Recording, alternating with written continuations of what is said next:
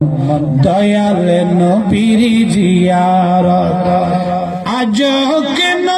বিলম্ব মন দয়াল নবীর জিয়ারত গেলে বুঝবি মদিনাটা আসলে জান্নাত গেলে বুঝবি মদিনাটা আসলে জান্নাত সনাতনীটা দাবি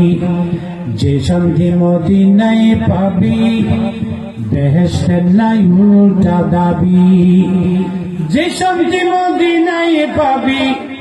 বেহেশতের নাই উল্টা দাবি লাম কানে সুবাসিতি লাম কানে সুবাসিতি বাড়াবি ইজ্জত গেলে বুঝবি মদিনাটা আসলে জান্নাত গেলে বুঝবি মদিনাটা আসলে জান্নাত।